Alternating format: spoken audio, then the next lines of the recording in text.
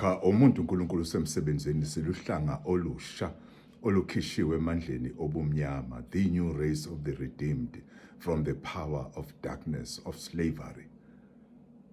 Hashem is at work empilweni yakho namhlanje.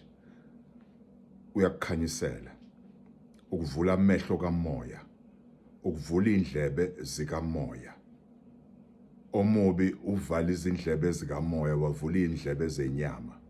Omubi uvale amehlo kamoya wavula amehlo enyama ukuze sidonswe izinto zenyama, ukuze sihambe ngokwenyama and set our minds on the things of the flesh.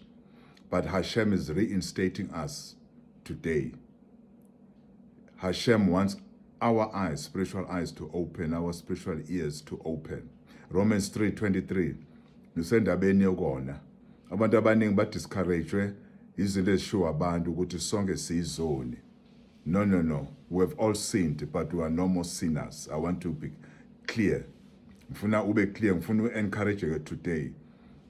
Uma ufuna ukuhamba indlela right, holding your salvation with trembling hands, wanting eternal life, ungafuni eternal death, it is possible to walk and not be a sinner.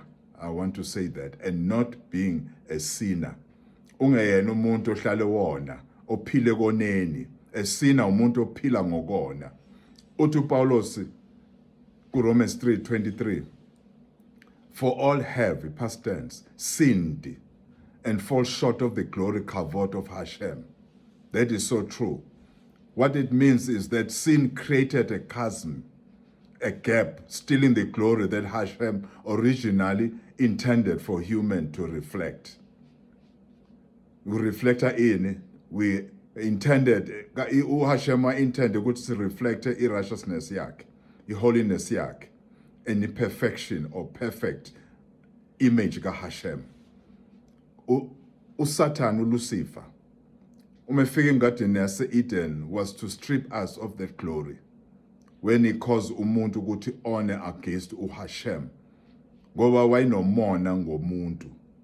Futhi elwa noHashem esebenzisa thina, esebenzisa uAdam noEva. Especially itarget yakhe was Adam, a man. Wayefuna ukuthatha iglory yakhe. Wayefuna ukuthatha idominion yakhe, icontrol yakhe emhlabeni. Wayefuna ukuthatha ukubusa komuntu emhlabeni, and he succeeded to do that. This is what I want us to understand today. Importance yokuba reinstated back to Hashem. Abantu bakhuluma ngezoni kakhulu uPaulos noYohanan. uYohanan naye ukhuluma ngezoni uthi kuYohanan ku 1 Yohanan 1:8. If we say that we have no sin, we deceive ourselves and the truth is not in us. Uyabona uma uzovuma uSathane interpretele amazwi abhalwa abantu babe nomoya kaHashem. The devil is very good to deceive with the very same words, to twist them. So the devil has twisted amazwi ayekhulunywa uYohanan namazwi ayekhulunywa uPaulos by deceiving men. See, we understand, especially laba abaziqinisa ukuthi iBhayibheli, New Testament, was not written by people who wrote Tanakh. The New Testament was written by amagoyim, pagan. Abantu babengazi lutho ngoHashem. Abantu babengazi lutho ngomoya kaHashem. Abantu babenonkulunkulu babo. So bathatha imibhalo yePaulos noYohanan bayinameka konkulunkulu babo. Baphinde futhi bambulelwa ukubhala koPaulos. In fact, abambulelwanga, not by mistake.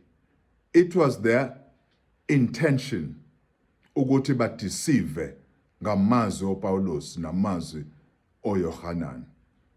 Uthi Yohanan, if we say that we have no sin, ukhuluma ngomuntu ozalwe esonweni wase efola esonweni wona. Uthi ke if we say we have no sin, kusho ukuthi asinasono. If usenyameni unaso isono in a sense yokuthi you have sinned. We all have sinned and fall short of the glory, kavod of Hashem. uYohanan usho same thing uyisho ngenye indlela uthi if we say we have no sin we deceive ourselves. Okusho ukuthi before uthole repentance you must accept ukuthi uyisoni. Because ngeke uthi ufuna repentance eyani repentance uma wena uthi awukaze wone noma awusona isoni. Repentance ifuna isoni. Repentance uthi uyakhonana if you have no need, if ungaguli you have no need of a physician. Uzoyifunelani iphysician uma uthi wena uguli?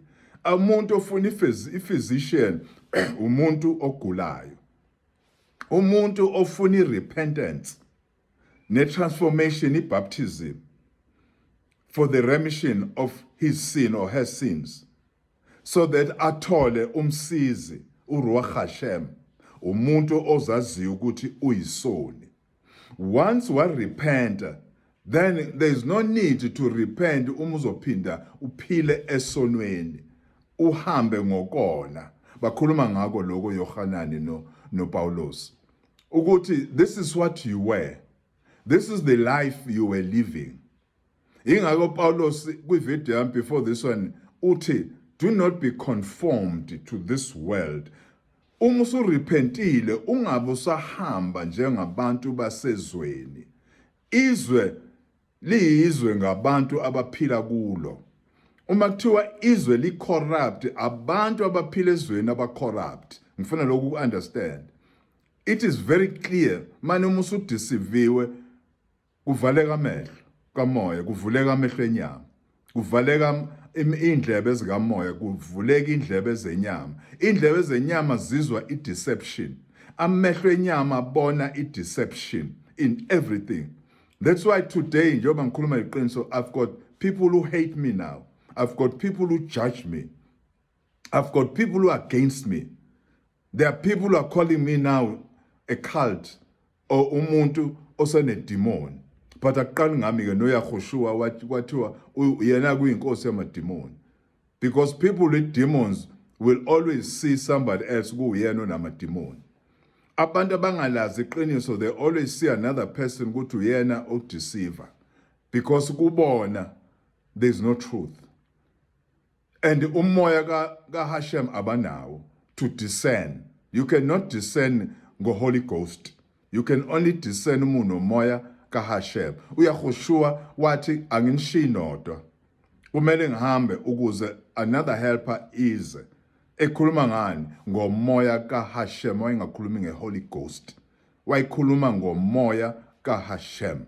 Lo wathi bahambe bayolinda kwi-upper room eYerusalem. Balinde ini umoya ka Hashem, uRuach Hashem. So I wanted to uqinisa abantu abafuna ukuhamba ku-righteousness, ku-holiness, ku-perfection ka Hashem. Babuyiselwe iglory ka Hashem. It is possible. But you must know ukuthi unalesitha eyisinyama oyigqokile, your insidious enemy that is ever present with its depraved cravings. Inyama ihlale ikuwena ngaso sonke isikhathi ngeinkanuko zayo ezimbi. Ingakho ke kungelula ukuhamba emhlabeni ngaphandle kwaRuach Hashem ngoba ubhekene nesitha esiyinyama yakho ozohlala njalo uphazame, but awuphile esonweni. Awuphili ngokufornicate, awuphili ngeadultery, awuphili ngokutshontsha, awuphili ngokuhleba, awuphili ngokuzonda. Kodwa ama-instances, ngifuna uyi-understande le nto. Ngenzela ukuthi usukume uyibambe, uhambe. Le ndlela ayilula, but ungayihamba ngoHashem. Ungayihamba ngoRuach Hashem. It is possible. Hashem bless you. Amen, amen, amen.